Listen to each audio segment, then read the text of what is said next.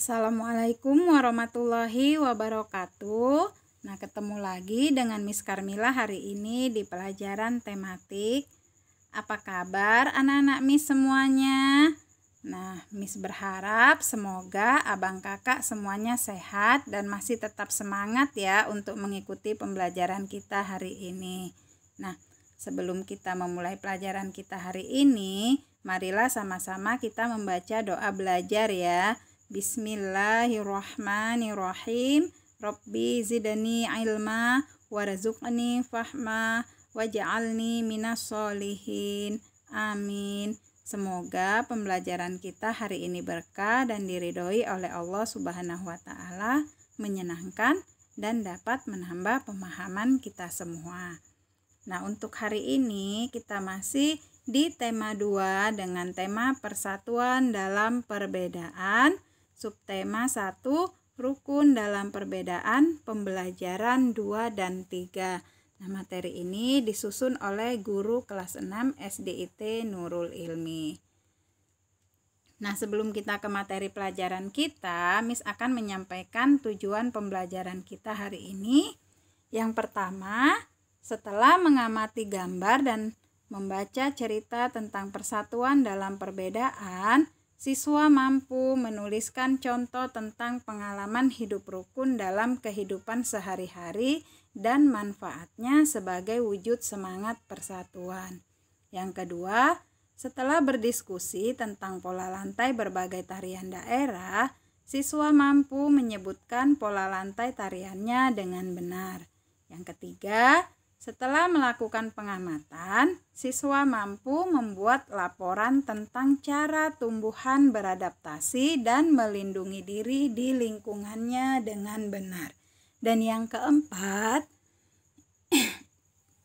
setelah membaca teks tentang tokoh proklamasi kemerdekaan, siswa mampu menyebutkan informasi penting menggunakan aspek apa, di mana, kapan, siapa, mengapa, dan bagaimana pada peta pikiran dengan tepat. Oke, kita ke materi PPKN terlebih dahulu. Nah, kita ketahui bahwa pelangi itu indah karena warna yang berbeda-beda. Nah, begitu juga dengan hidup berbangsa dan bertanah air akan indah jika kita hidup rukun walaupun berbeda-beda. Nah, berikut ya ada teks bacaan.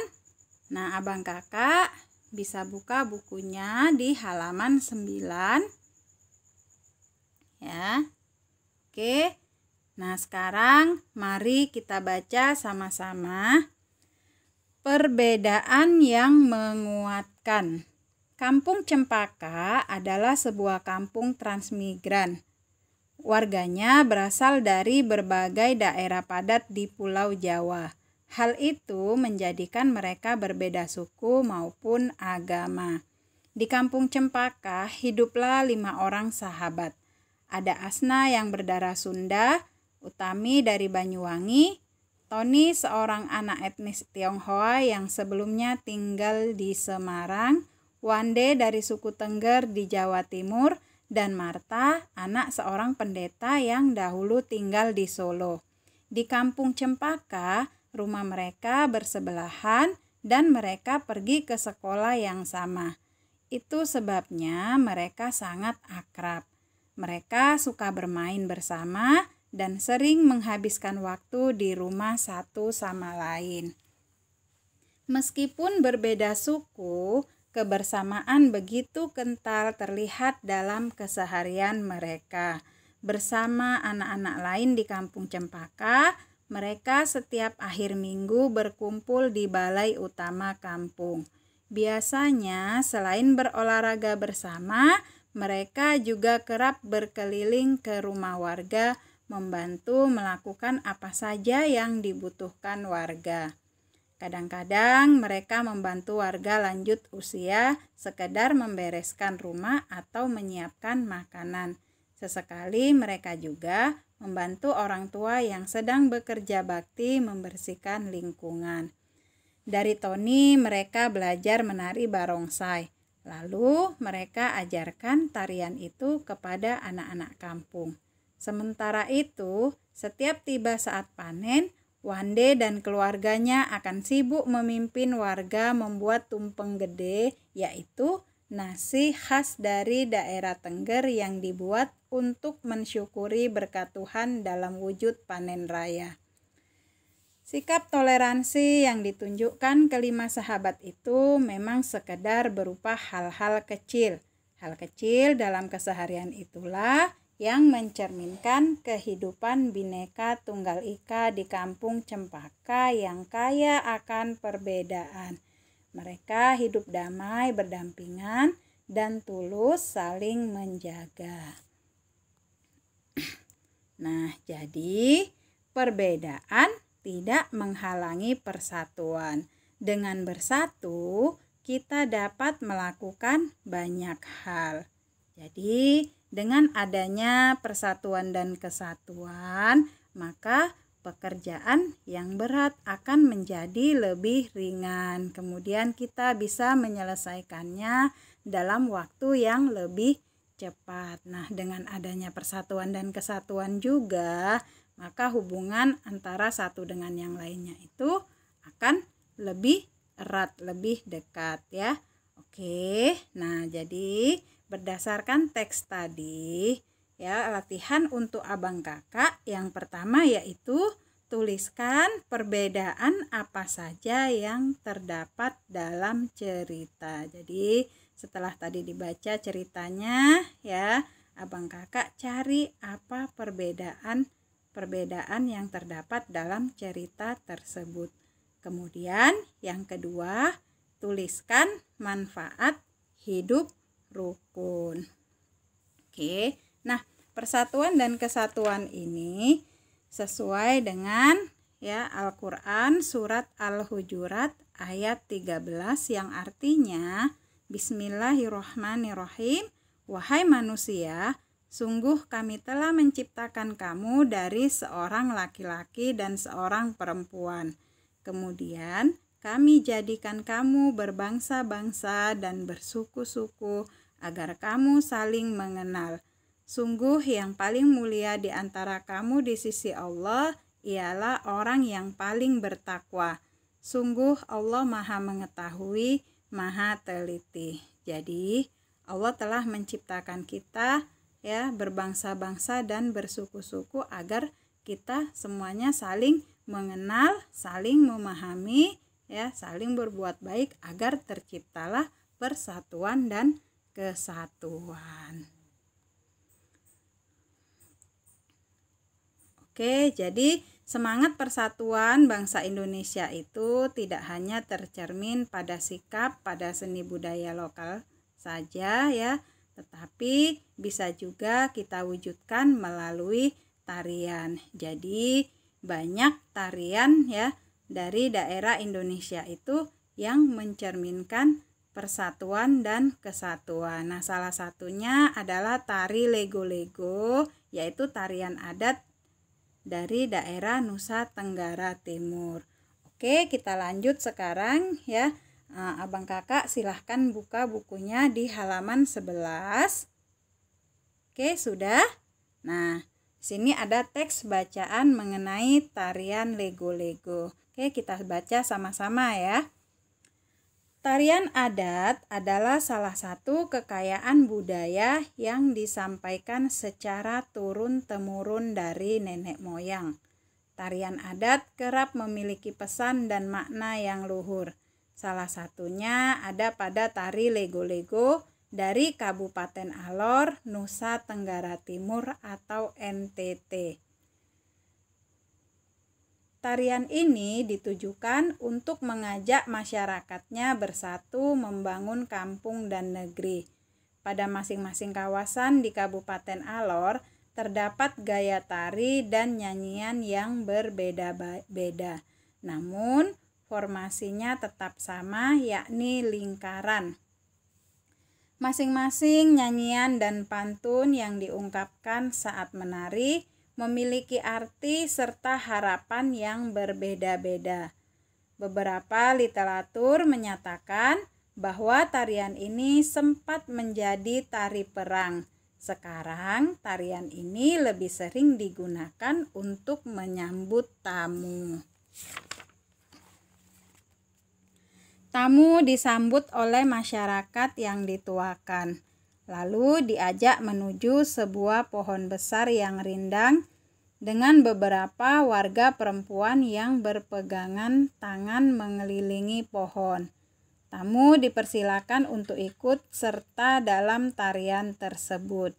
Dengan gerakan kaki yang diatur sedemikian rupa, penari akan bergerak mengitari pohon. Pada saat yang sama, sirih, pinang, dan minuman kopi ditawarkan. Gerakan kaki dan nyanyian di masing-masing daerah bisa saja berbeda, namun bentuk formasi lingkaran dan komponen tradisional lainnya tetap sama. Di dalam lingkaran ada 3 lelaki yang memiliki tugas berbeda. Ada pemukul gong yang nadanya akan digunakan untuk menghitung langkah penari. Kemudian ada seorang lelaki yang bernyanyi sekaligus mengucapkan pantun, dan seorang lagi bertugas membagikan sirih pinang serta minuman sopi. Selain menjadi identitas setiap suku, tarian ini menjadi salah satu identitas pemersatu masyarakat Alor yang punya mimpi agar masyarakat dan pendatang terus bersatu membangun kampung serta negeri. Nah, dari sini kita bisa ketahui ya. Nah, Abang Kakak bisa perhatikan ya bagaimana formasi ya tari Alor ini. Jadi, nah di sini mereka membentuk lingkaran mengitari pohon ya. Nah, jadi gerakan dalam tari lego-lego ini ya, gerakan kakinya itu sama. Jadi dengan hentakan kaki yang sama. Kemudian ya di mana pada tari lego-lego ini di tengah-tengahnya tadi terdapat 3 orang ya. Jadi dengan tugas yang berbeda-beda. Jadi ada yang menjadi pemukul gong. Nah, inilah nadanya nanti yang akan digunakan untuk menghitung langkah kaki penari ya, sebagai pedoman untuk langkah kakinya. Kemudian ada yang bertugas bernyanyi sekaligus mengucapkan pantun. Nah, inilah yang bermakna ya doa-doa. Kemudian ada juga yang bertugas membagikan sirih dan minuman sopi. Jadi tari lego-lego ini memiliki makna ya pemersatu ya, pemersatu. Nah, ini digunakan untuk menyambut tamu. Oke, nah sekarang kita akan mempelajari mengenai pola lantai. Jadi ada beberapa pola lantai dalam tarian. Nah, yang pertama itu adalah pola lantai vertikal atau lurus. Nah, tari klasik banyak menggunakan pola lantai vertikal. Penari membentuk garis vertikal, yaitu garis lurus dari depan ke belakang atau sebaliknya. Pola lantai ini memberikan kesan sederhana tetapi kuat. Nah, ini Abang Kakak bisa perhatikan ya. Nah, ini contohnya yang pertama itu adalah tari Yospan dari Papua. Nah, ini menggunakan pola lantai vertikal. Kemudian yang kedua yaitu tari Serimpi dari Jawa Tengah. Ya, berikutnya yaitu tari Baris Cengkedan. Nah, itu dari daerah Bali. Jadi tarian ini menggunakan pola lantai vertikal atau lurus. Nah, berikutnya pola lantai diagonal ya. Jadi pola lantai diagonal ini penari berbaris membentuk garis menyudut ke kanan atau ke kiri. Nah, ini contohnya adalah tari gending Sriwijaya yang berasal dari daerah Sumatera Selatan. Nah, kemudian pola lantai garis melengkung. Nah, pada pola lantai garis melengkung, penari membentuk garis lingkaran. Tari rakyat dan tari tradisional banyak menggunakan pola ini. Pola lantai ini memberi kesan lemah dan lembut. Nah, kita bisa lihat contohnya ya. Nah, contohnya itu adalah tari Mak Badang Toraja, itu dari daerah Sulawesi Selatan. Kemudian ada tari Randai dari Sumatera Barat. Nah, tari lego-lego tadi ya. Nah, itu juga menggunakan pola lantai melengkung, yaitu membentuk garis lingkaran. Nah, itulah beberapa pola lantai ya yang digunakan dalam tarian. Oke, kita ke materi IPA, yaitu mengenai tanaman dan habitatnya. Nah, ini di pembelajaran 3. Abang kakak bisa buka bukunya di halaman 19 ya. Nah, berikut ini adalah beberapa informasi ya mengenai tanaman ya. Nah, pohon bambu mempunyai ciri khusus, yaitu mempunyai bulu-bulu halus yang tajam. Bulu yang tajam terdapat pada batang. Bulu tersebut melekat kuat dan dapat menyebabkan gatal ya. Nah, tumbuhan beradaptasi untuk mempertahankan hidupnya. Jadi, adaptasi adalah ciri-ciri khusus yang dimiliki tanaman atau tumbuhan untuk hidup pada tempat atau daerah tertentu. Jadi, setiap tumbuhan ya akan beradaptasi ya dengan lingkungannya ya, dengan tempat hidupnya. Nah, berdasarkan habitatnya, tumbuhan itu dibagi menjadi 3 jenis, yaitu yang pertama itu adalah hidrofit. Nah, tumbuhan yang hidrofit itu adalah tumbuhan yang sebagian tubuhnya ada di permukaan air. Akarnya berada di air, memiliki rongga udara dalam batang atau tangkai daun, dan daunnya muncul ke permukaan air. Nah, adapun contoh tumbuhan yang termasuk dalam hidrofit ini adalah kangkung, kemudian eceng gondok ya, kemudian juga bunga teratai ya. Nah, kemudian berikutnya adalah higrofit ya. Higrofit adalah tumbuhan yang hidup di daerah lembab. Tubuhnya terdiri atas bagian-bagian akar, batang, dan daun. Batangnya pada umumnya tidak tampak karena terdapat di dalam tanah. Daunnya yang muda umumnya melingkar atau menggulung. Jadi higrofit ini ya adalah jenis tumbuhan yang hidup di daerah lembab. Nah, itu contohnya adalah tanaman pakis dan lumut ya. Nah, kemudian itu xerophyt ya. Nah, xerophyt ini adalah tumbuhan yang hidup di daerah yang kering ya. Contohnya daerah gurun ya. Tumbuhan ini memiliki daun tebal, sempit, kadang-kadang berubah bentuk menjadi bentuk duri, sisik, atau bahkan tidak mempunyai daun. Batangnya tebal dan mempunyai jaringan untuk menyimpan air, dan akarnya panjang. Nah, yang termasuk ke dalam jenis tumbuhan xerophyt itu adalah lidah buaya, kaktus, lili gurun, dan pohon kurma ya. Jadi itulah tadi ya jenis-jenis tumbuhan berdasarkan habitatnya, yaitu berdasarkan tempat hidupnya ya, tempat tinggalnya. Oke, nah sekarang latihan untuk abang kakak ya.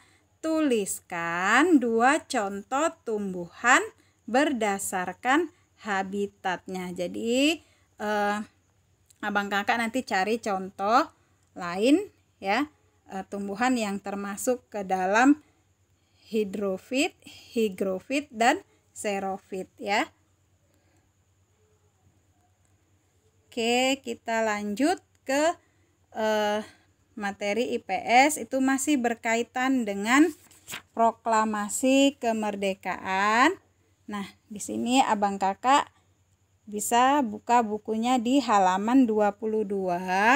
Nah, pada kegiatan membaca kita akan membaca teks ya mengenai tokoh-tokoh proklamasi kemerdekaan. Oke, mari kita baca sama-sama. Proklamasi Kemerdekaan Indonesia. Proklamasi Kemerdekaan Indonesia memberi makna yang sangat penting bagi bangsa Indonesia. Sejak teks proklamasi kemerdekaan dibacakan, rakyat Indonesia memiliki negara merdeka, berdaulat, dan bermartabat. Tonggak sejarah tersebut tidak akan terjadi apabila tidak ada anak bangsa yang berani memproklamirkan kemerdekaan. Mereka adalah pejuang bangsa yang tidak boleh dilupakan. Berikut adalah para tokoh pejuang bangsa yang telah berjasa terhadap kemerdekaan negara Indonesia. Nah, di sini kita bisa lihat ya gambar Presiden pertama RI, yaitu Insinyur Soekarno. Insinyur Soekarno merupakan salah satu orang yang berjasa dalam mendirikan negara Republik Indonesia sebagai negara berdaulat. Bung Karno lahir di Blitar, Jawa Timur, 6 Juni 1901 dan meninggal di Jakarta 21 Juni 1970. Bung Karno menyusun konsep teks proklamasi di rumah Laksamana Tadasi Maeda bersama Bung Hatta dan Mr. Ahmad Subarjo. Ia kemudian menandatangani teks proklamasi atas nama bangsa Indonesia bersama Bung Hatta. Bung Karno membacakan teks proklamasi kemerdekaan Indonesia di kediamannya di Jalan Pegangsaan Timur nomor 56 Jakarta. Oke, berikutnya itu ada Dr. Andus Muhammad Hatta. Dr. Andus Haji Muhammad Hatta atau Bung Hatta lahir di Bukit Tinggi, Sumatera Barat 12 Agustus 1902. Beliau wafat di Jakarta 14 Maret 1980 pada usia 77 tahun. Bung Hatta menyusun konsep teks proklamasi bersama Bung Karno dan Mr. Ahmad Subarjo. Ia ikut menandatangani teks proklamasi atas nama bangsa Indonesia bersama Bung Karno. Muhammad Hatta adalah wakil presiden pertama Indonesia. Selain itu, beliau adalah Bapak Koperasi Indonesia. Oke, berikutnya ya, Ahmad Subarjo. Ahmad Subarjo Joyo Adi Suryo lahir di Karawang, Jawa Barat 23 Maret 1896 dan wafat 15 Desember 1978 pada umur 82 tahun. Beliau adalah Menteri Luar Negeri Indonesia yang pertama. Ahmad Subarjo merupakan salah seorang tokoh dari golongan tua yang berperan dalam mempersiapkan proklamasi kemerdekaan Indonesia. Ahmad Subarjo ikut menyusun konsep teks proklamasi di rumah Laksamana Tadasi Maeda bersama Bung Karno dan Bung Hatta. Nah, berikutnya ya Laksamana Tadashi Maeda. Nah, Laksamana Tadashi Maeda adalah seorang perwira tinggi Angkatan Laut Kekaisaran Jepang. Beliau membantu persiapan konsep teks proklamasi kemerdekaan dengan mempersilakan rumahnya digunakan untuk kegiatan yang sangat penting. Di rumahnya berkumpul para tokoh bangsa yang berjasa besar. Walaupun beliau orang Jepang, beliau rela membantu Indonesia karena simpati terhadap rakyat Indonesia. Nah, berikutnya Sukarni. Sukarni lahir di Blitar, Jawa Timur, tanggal 14 Juli 1916. Beliau wafat di Jakarta tanggal 7 Mei 1971 pada usia 54 tahun. Nama lengkapnya adalah Sukarni Kartodiwiryo. Sukarni adalah salah seorang tokoh pemuda dan pejuang yang gigih melawan penjajah. Sukarni mengusulkan agar yang menandatangani teks proklamasi adalah Bung Karno dan Bung Hatta atas nama bangsa Indonesia. Nah, berikutnya ada Ibu Fatmawati. Fatmawati yang bernama asli Fatimah lahir di Bengkulu pada tahun 1923 dan meninggal dunia di Jakarta pada tahun 1980. Beliau dimakamkan di Taman Makam Pahlawan di Kalibata, Jakarta. Fatmawati menjahit bendera pusaka sangsaka merah putih yang dikibarkan pada upacara proklamasi kemerdekaan Indonesia di Jalan Pegangsaan Timur nomor 56 Jakarta.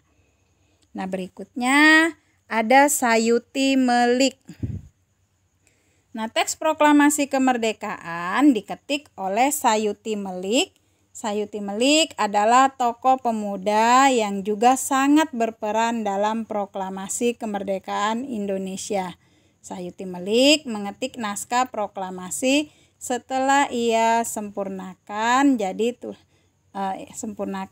tulisan tangan Bung Karno. Jadi teks proklamasi yang ditulis tangan oleh Bung Karno kemudian ya diketik oleh Sayuti Melik. Nah, masih ada lagi beberapa tokoh ya proklamasi kemerdekaan. Nah, itu ada Sultan Syahrir ya, ada Latif Hendraningrat, ada Suwiryo. Jadi masih ada beberapa tokoh yang berperan penting dalam proklamasi kemerdekaan. Nah, sekarang ya latihan untuk abang kakak ya, berdasarkan teks bacaan tersebut abang kakak akan mengisi peta pikiran dengan menggunakan ya kata tanya, apa, mengapa, siapa, bagaimana, kapan, dan di mana. Nah, di sini Miss akan ingatkan kembali ya bahwa kata apa itu digunakan untuk menanyakan hal atau peristiwa yang terjadi. Kemudian kata siapa digunakan untuk menanyakan seseorang atau pelaku. Kemudian kapan, nah itu digunakan untuk menanyakan waktu terjadinya suatu peristiwa. Nah, kata di mana digunakan untuk menanyakan tempat terjadinya suatu peristiwa. Nah, kalau mengapa itu digunakan untuk menanyakan penyebab terjadinya suatu peristiwa. Dan kata kapan itu digunakan untuk menanyakan waktu terjadinya suatu peristiwa. Nah, jadi dari teks bacaan tersebut nanti abang kakak buat pertanyaan ya dengan menggunakan ya aspek adik Simba tersebut ya. Oke. Nah, abang kakak tetap semangat ya untuk belajar di rumah, mengerjakan latihannya. Nah, jawabannya nanti Miss tunggu ya sampai dengan jam 10 malam. Nah, Miss ingatkan kembali untuk abang kakak yang belum mengumpulkan tugas-tugas sebelumnya, tetap dikerjakan dan Miss tunggu jawabannya ya. Nanti dikirim melalui WA Miss. Nah, demikian saja pelajaran kita hari ini ya. Tetap semangat, tetap jaga kebersihan dan kesehatan ya, tetap melaksanakan ibadah hariannya. Kita ketemu lagi di materi berikutnya. Kita tutup dengan lafaz hamdalah. Alhamdulillahirabbil alamin. Assalamualaikum warahmatullahi wabarakatuh.